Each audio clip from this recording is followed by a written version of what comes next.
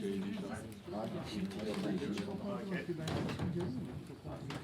quoi, c'est les AirPods là? Ouais, c'est ça. Et c'est déjà. Parce qu'il y a tout le monde en fait. Voilà. Ok. Allô? Bonjour à tous et bienvenue à cette première conférence de presse de l'Olympique Lyonnais.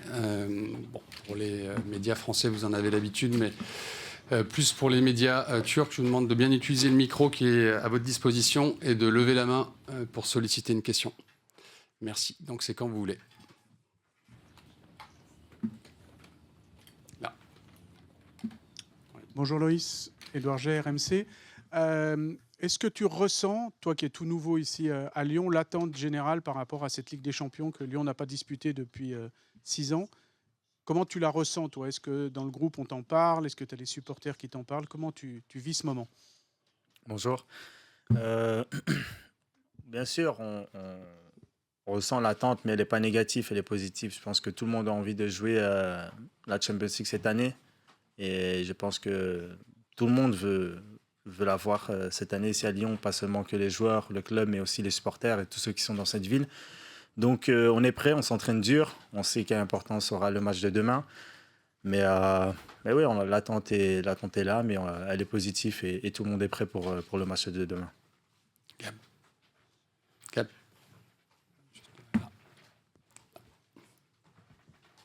Ah, mais passe. Là. Erhan Alveroğlu, Fotospor ve Şok Gazetesi.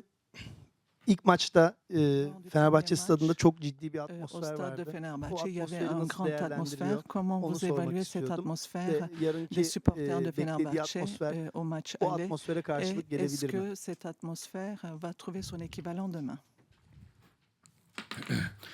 Yeah, I remember the atmosphere. The first game was incredible. Crazy fans for sure in Turkey. Ah oui, en français. Ah, en français? Ouais. Ok. I'm sorry, désolé. Non, bien sûr, l'atmosphère au premier match était incroyable. Très beaux supporters, très belle ambiance. Et maintenant, le match retour se passera ici. Et l'atmosphère aussi sera incroyable. On a des supporters qui nous soutiennent depuis le début. Comme on a vu au match retour contre le Sparta, ils étaient plus de 50 000. Et je pense que demain, il y aura aussi un stade rempli qui mettra l'ambiance et qui montrera aussi à quel point ils sont assez fous pour mettre l'ambiance. Bonjour Loïs, Julien Huette pour Tonic Radio et Le Parisien. Tu parlais d'une attente positive. Ça fait 6 ans que l'OL n'a plus joué la Ligue des Champions. Pourquoi tu dis que l'attente, l'excitation autour de cette attente est positive? Pourquoi tu dis ça? Pourquoi je dis ça? Parce que on sait que ça va être un match très important. Et tout le monde doit être concentré et doit avoir l'envie de jouer cette Champions League-là en sachant que ça fait 6 ans qu'elle n'était plus ici. Donc quand j'ai dit positif, c'est juste que tout le monde est impatient de jouer ce match-là parce que tout le monde veut la jouer, cette Champions League-là. C'est pour ça que je dis positivement et non négativement parce que voilà, c'est quelque chose que tout le monde veut ici, dans le club et dans la ville et dans le stade avec les supporters. Tout le monde sera présent demain, j'en suis sûr. Pour donner le max, que ce soit les joueurs sur le terrain, sur le banc ou les supporters dans les tribunes. Bonjour Loïs. Il y a un joueur comme toi qui peut faire la différence demain, ton compatriote Malik. Il y a des gros enjeux autour de ce match. C'est un joueur qui pourrait partir avant la fin du mercato. Il y a eu beaucoup de rumeurs autour de lui. Il a dit déjà dans le groupe à certains joueurs qu'il voudrait rester si le club va en Ligue des Champions. Est-ce qu'il t'en a parlé à toi? Est-ce que tu as une relation particulière avec lui? Et qu'est-ce que tu peux dire sur lui et sur son état d'esprit actuel? Déjà, son état d'esprit est positif. Il est concentré pour le match de demain. Il sait aussi l'importance que ce match aura. Après, ce qu'on parle dans le vestiaire entre nous, je pense que c'est mieux de le garder, de ne pas trop le dire. Mais on parle beaucoup. Mais le plus important pour l'instant, c'est pas de parler qui va partir, qui va venir. C'est le match de demain qui compte le plus pour nous. Bonjour Loïs, Arnaud Clément pour Le Progrès. À l'aller, on a vu avec votre pressing et avec votre qualité de vitesse qu'il y avait quand même des brèches à exploiter face à cette défense. Certains sont rapides, mais pas tous. Est-ce que c'est quelque chose que vous avez aussi dans un coin de votre tête? Merci. Bien sûr, on est parti en Turquie pour essayer d'avoir un bon résultat et on l'a fait. Je pense qu'on a très bien exploité mes qualités, comme depuis quelques matchs d'ailleurs. Donc c'est sûr qu'il y aura de l'espace, comme dans, je pense, beaucoup de matchs. Et on a les joueurs, on a les qualités pour matcher. Mais voilà, il n'y a pas que la vitesse et les espaces. Je pense qu'il faudra regarder, mais ce sera plutôt un tout. Parce que le match de demain sera d'une très très grande importance pour tout le monde et pour moi aussi. Je sais à quel point l'attente est énorme. Et comme je l'ai dit, je le redis, on est prêt pour ce match-là. On a travaillé très dur cette semaine pour le match de demain. Jeff. Oui, bonjour Loïs, Jean-François Gomez, Le Progrès. Je voulais savoir comment vous avez ressenti, vous n'avez pas joué ce week-end, tous les titulaires entre guillemets, et est-ce que vous avez l'impression que vous avez peut-être un petit peu plus aujourd'hui d'énergie, de disponibilité par rapport à l'adversaire qui lui a fait jouer son équipe type? Non, ça veut rien dire. Franchement, j'ai pas joué, mais j'étais quand même sur le banc de touche, sur la ligne de touche pour m'échauffer, donc j'ai quand même fait un petit peu de course et je me suis préparé après le match, bien sûr. Mais non, ça veut rien dire que le coach ait changé les 11 ou pas. Voilà, eux, ils ont joué un match, donc je pense qu'ils ont quand même des minutes dans les jambes en plus, donc ils sont aussi très prêts pour ce match-là. Et nous, comme je l'ai dit, on s'est entraîné très dur pour que tout le monde soit prêt pour le match de demain. Edouard. Loïs, comment tu expliques un peu ton adaptation express? On a l'impression que tu es là depuis très longtemps. Dès le premier jour, je me suis senti directement à la maison. L'accueil a été magnifique du staff, du club, des joueurs. Et je ne suis pas quelqu'un qui a du mal à s'intégrer à un groupe. Je connaissais déjà quelques joueurs, mais je pense qu'avec ma mentalité et celle de l'équipe, on était similaires. Donc, c'était pas la plus compliquée pour moi pour m'intégrer. Ça parle français ici et je connais quand même très bien le championnat, le pays. Donc voilà. Serkan Yetkin, TRT Spor. Romelu Lukaku est le nouveau transfert de Fenerbahçe, un des noms importants du foot belge. Toi aussi, tu es un des noms importants du football belge. Est-ce que tu as contacté Lukaku, tu as communiqué avec lui? Est-ce que vous avez parlé du match avec Lukaku? Non, on n'a pas eu de contact. On ne s'est pas contacté pour le match. Je connais très très bien Romelu Lukaku. On joue ensemble en équipe nationale, mais on n'a pas eu de contact.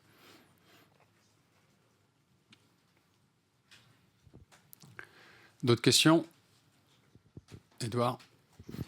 Après le match nul à l'aller, c'est quoi comment tu analyses le retour? C'est quoi? C'est du 50-50? C'est Fenerbahçe qui est toujours favori, pardon? Bien sûr que c'est un match qui va être 50-50. C'est pas n'importe quel match, c'est pas n'importe quelle équipe. On jouera face à une très très grande équipe turque. On connaît les qualités et les joueurs qui y a en face. On connaît aussi les nôtres, mais ça reste du 50-50. Mais ouais, on est chez nous, on aura nos supporters, c'est sûr, qui pousseront avec nous, qui nous aideront. Mais ça reste quand même du 50-50. Au final, c'est 11 joueurs de chaque équipe qui sera sur le terrain et ce sera à ces jours-là de faire la différence. Donc il n'y aura pas de favoris, ça reste du 50-50. Arnaud. Loïs, après la victoire à Toulouse, Paolo nous a dit que le fait d'avoir mis toutes les recrues, tous les jeunes aussi pour gagner, ça allait nourrir la confiance et la construction du groupe. C'est quelque chose que vous partagez et que vous mesurez déjà? Bien sûr, moi, comme je l'ai dit, on a un groupe de plus de 23-24 joueurs. Et on est une équipe, il n'y a pas deux équipes. Donc les joueurs qui étaient sur le terrain contre Toulouse, c'est une seule équipe et pas une équipe B ou une équipe de jeunes. Non, on fait tous partie de la même équipe. On est une équipe soudée. Donc voilà, c'est sûr que maintenant les jeunes ont eu un peu plus de temps de jeu. Mais ce n'était pas une deuxième équipe ou une troisième équipe. C'était une seule équipe qui était sur le terrain et qui l'a très bien représentée. Les deux dernières questions, Hugo, et puis on terminera avec toi, Gaël. Oui, Loïs, encore ici. On te sent déjà très à l'aise aussi tactiquement dans le système du coach. Est-ce que tu peux nous parler de ton utilisation et aussi de ta complicité avec Corentin Tolisso, finalement, qui est très proche de toi, peut-être le joueur le plus proche de toi sur le terrain? Non, c'est sûr, j'ai eu pas mal de vidéos, pas mal de discussions aussi avec le staff pour qu'ils puissent m'expliquer un peu comment le fonctionnement, comment ça fonctionne dans l'équipe tactiquement. Et c'était pas si compliqué, j'avais déjà eu ce genre de tactique-là auparavant, donc c'était juste, je pense, quelques petits détails qu'il fallait régler pour que l'entente des joueurs et tout ça rentre dans ma tête. Et je pense que là, pour l'instant, sur les matchs que et puis jouer avec l'équipe, je pense que ça s'est ressenti que la connexion et que tactiquement, j'étais déjà bien intégré dans le groupe pour performer. C'est sûr qu'avec Coco, on est très proche sur le terrain, que ce soit même à l'entraînement, dans le vestiaire, on parle beaucoup aussi. Donc voilà, c'est sûr que c'est comme ça aussi qu'on crée des liens et que ces liens-là, on les ramène sur le terrain pour après performer ensemble. Salut Loïs. Tes 2 premiers matchs avaient déjà été très bons. Tu avais provoqué une expulsion, tu avais provoqué un penalty, ton jeu de haut but. Mais dans quelle mesure, quand on est avant-centre et buteur, ton but au match aller t'a libéré, t'a soulagé, j'imagine que tu attendais aussi ce premier but? Moi, mes 2 premiers matchs étaient OK. Je pense que ce n'étaient pas les meilleurs. Je peux toujours faire mieux. Je suis quelqu'un qui a toujours envie de m'améliorer. Mais c'est sûr qu'avec les 2 premiers matchs et les qualités que j'ai montrées dans la carte rouge et le penalty, c'était positif. Mais bien sûr, le but contre Fenerbahçe m'a donné un peu plus de confiance, même si dès le premier jour où je suis arrivé ici, la confiance était revenue assez vite. Donc voilà, pour un neuf, de marquer, c'est très important. Et j'espère que ça continuera. En tout cas, je me donnerai à fond pour marquer des buts ici et pour gagner des matchs et beaucoup de choses ici avec l'Olympique de Lyon. Ok, merci. On devrait enchaîner sous peu avec Paolo Fonseca. Merci.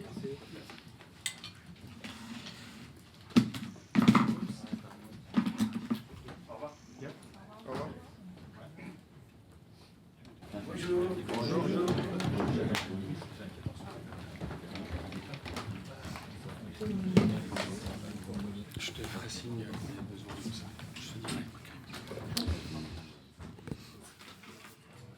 Donc, même procédé pour cette deuxième conférence de presse. Merci de bien lever la main avant de solliciter une question. Merci. Là, et après, vous devrez.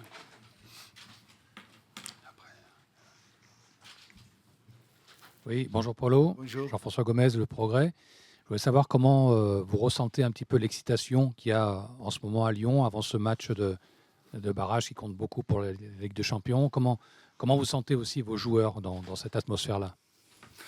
Très motivé. Je pense que c'est normal, c'est un moment important pour nous, pour le club. Un moment que nous comprenons pour marquer l'histoire récente du club. Mais nous sommes aussi vraiment conscients de la qualité de l'adversaire.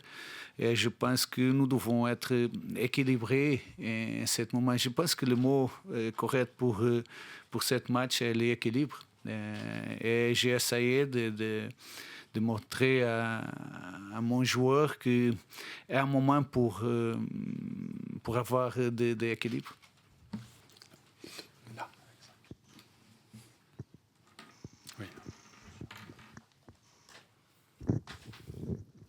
Suya Göre Anadolu Ajansı maçın öneminden dolayı Le match est très lig important. maçında C'est pour ciddi bir cela que rotasyona vous avez gitti fait Sayın une Fonseca. rotation Şunu merak ediyorum. importante Sayın lors du İsmail match de Kartal da Toulouse.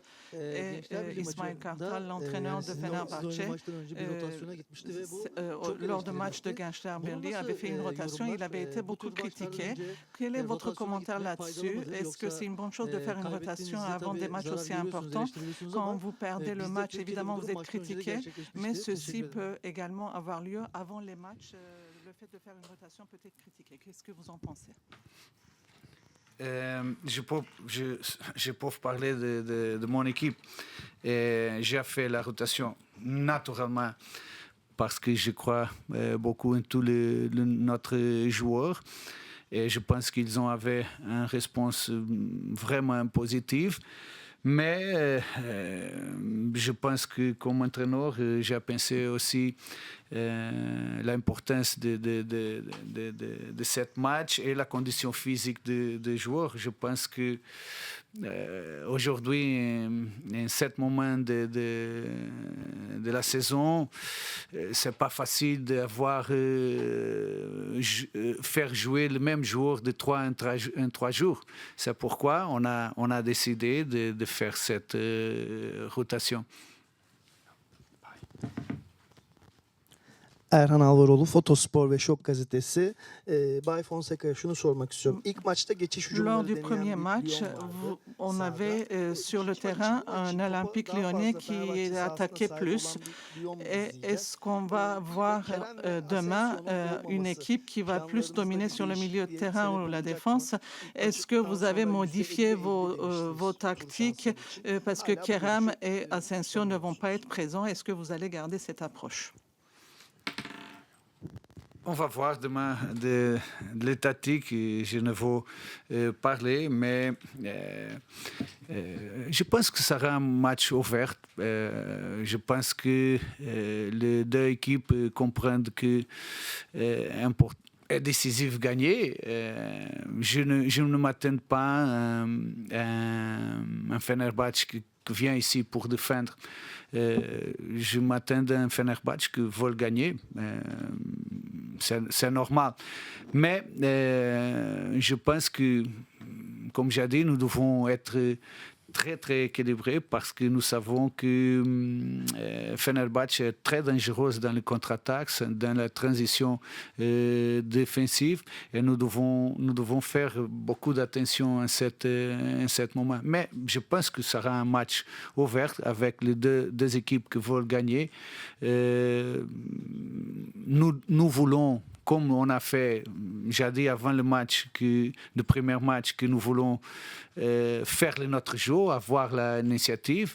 Et demain sera le même. Nous voulons avoir l'initiative, avoir le ballon, attaquer quand nous avons possibilité d'attaquer, mais préparer bien le moment quand Fenerbahçe gagne le ballon parce que je sais qu'ils sont vraiment dangereux sur les contre-attaques et sur transition offensive.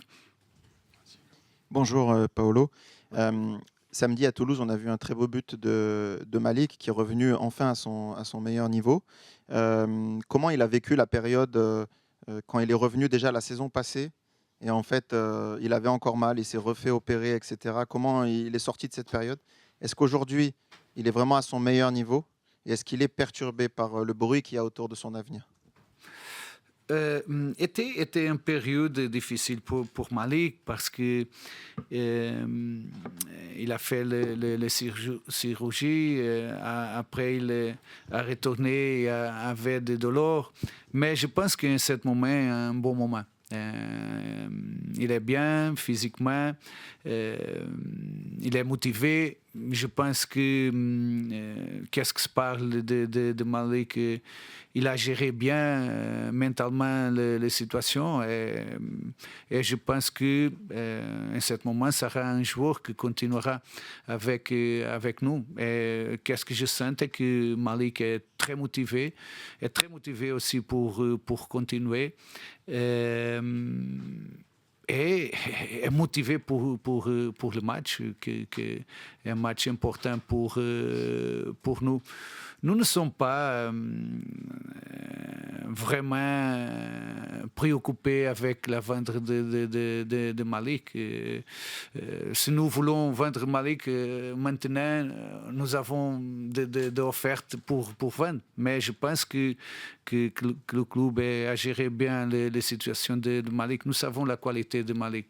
Si les autres veulent Malik, doit payer bien parce que Malik est un joueur avec beaucoup de qualité. Et en ce moment, le club a refusé d'offres parce que nous croyons beaucoup en les joueurs. Et je pense que nous croyons que le value des joueurs est grand en ce moment.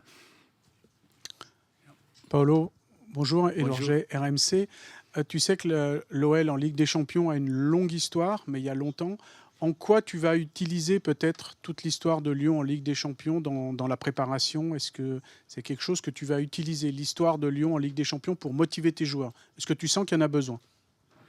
Je pense que ce match est un match facile de motiver les joueurs. Tous nous comprenons l'histoire des succès de notre club, mais était un peu loin parce que les dernières 6 années était impossible d'entrer dans les Champions League. Nous voulons marquer l'histoire récente du club. C'est le principal. Un moment qui est un moment différent de passé. Je pense que tout le monde comprend qu'aujourd'hui, Lyon est un club différent, sans l'investissement qu'a fait le loin moment. Mais nous avons l'ambition, avec beaucoup d'humilité, de faire une chose qui marque l'histoire récente du club. Mais je pense que tout le monde comprend cela et je pense que tout le monde est motivé pour marquer l'histoire. Arnaud. Bonjour Paolo. Bonjour. En fin de saison dernière, on avait fait un entretien avec Corentin Tolisso qui avait fixé un cap d'amélioration qui était de mieux gérer les matchs tous les 3 jours et les matchs à fort enjeu. Comment vous, au sein du staff, vous pouvez agir sur ça en recrutant des joueurs peut-être d'expérience en partie, mais quel discours, quels éléments peut faire qu'on améliore tout ça? Gérer de 3 jours? Gérer la... Oui. Non, je pense que le dernier a montré, ok, c'est le commence, mais on a montré que nous avons d'autres solutions. Les dernières années étaient vraiment difficiles de gérer l'équipe, principalement sur l'attaque. On a joué beaucoup de matchs sans attaquant, sans extérieur, avec les blessures de Malik et Ernest. Beaucoup de moments, nous n'avons pas d'attaquant. Était très difficile de gérer cette période avec intensité, avec jour de 3 jours. Et je dois dire que avec cette question, jouer la Europa League est plus difficile pour gérer parce que nous jouons jeudi dimanche. Mais c'était très, très difficile. Je m'attends et je pense que les joueurs ont prouvé les derniers matchs que nous avons plus de solutions en ce moment pour gérer bien les saisons. Regarde Coco, il avait plus de problème parce qu'il a joué toujours. Je pense que cette année, nous avons plus de solutions pour gérer de façon différente la saison. Bonjour Paolo. Au printemps dernier, vous étiez déjà tout proche de retrouver la Ligue des Champions avant les 2 dernières journées. Qu'est-ce qui vous fait penser que cette fois, l'équipe est davantage préparée à gérer ce grand moment d'attente? Qu'est-ce que je me fais penser le contraire? Je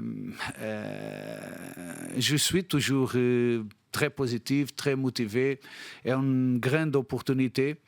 Je pense qu'il y a un moment que tout le monde comprenne l'importance d'entrer dans les Champions League. Nous pouvons parler d'autres moments importants qu'on avait. Nous pouvons parler de beaucoup de choses. Mais la motivation est le plus important. Être positif en ce moment est vraiment important, mais aussi être très équilibré.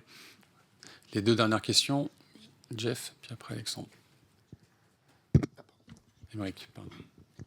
Oui, Paolo, vous avez parlé tout à l'heure du match de samedi à Toulouse. Est-ce qu'il y a des joueurs peut-être qui ont pu aussi un peu gagner leur place sur ce match-là, ou est-ce que vous avez vraiment votre idée, votre 11 en tête pour le match de demain? On va voir. On va voir si nous ferons quelques changements. Je pense que É óbvio. Évidemment. Évidemment. Évidemment. Je pense que évidemment. Qu'est-ce qui va passer? Bonjour Paolo, Bonjour. Émeric Advinin, Dauphiné Libéré. Je reviens sur Malik. On sent qu'il revient bien.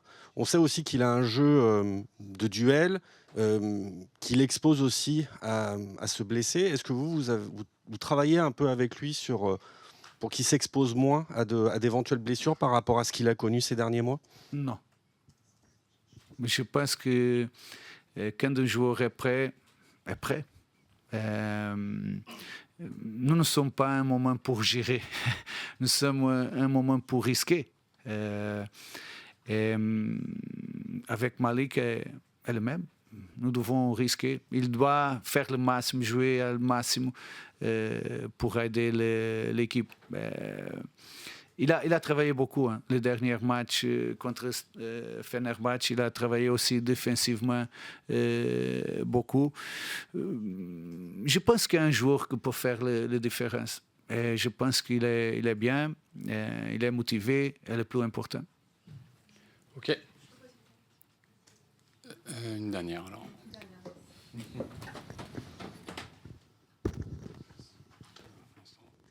Bonjour, Roselyne Minal de France 3. Je vous pose une question concernant la sécurité. On sait que c'est un match classé à haut risque. Est-ce que ça risque de perturber l'état d'esprit des joueurs? Est-ce qu'ils sont conscients de ça? Est-ce que ça va changer quelque chose sur la manière dont ils vont jouer sur le terrain? Il peut y avoir des tensions sur le terrain comme à l'extérieur. Comment vous les avez briefés à ça? Non, nous sommes seulement préoccupés avec le terrain. Mais regarde, les supporters de Fenerbahçe, on a regardé là, sont des supporters avec beaucoup de passion, mais ne sont pas supporters agressifs. Je ne crois pas que les personnes viennent ici pour créer problème. Je pense que on a vu là une magnifique atmosphère. Je pense que les supporters de Fenerbahçe arrivent ici pour participer dans le match positivement. Et quand c'est comme ça, et nous aimons beaucoup cette atmosphère et avoir personne avec passion dans le stade. Je m'attends à une grande atmosphère de le côté de Fenerbahçe, de notre côté, et que les personnes profitent le match. Je pense que ça ira tout bien. Les personnes de Fenerbahçe sont personnes de bien, et sont personnes qui aiment le foot, et sont personnes qui respectent les jeux. Merci. Merci beaucoup.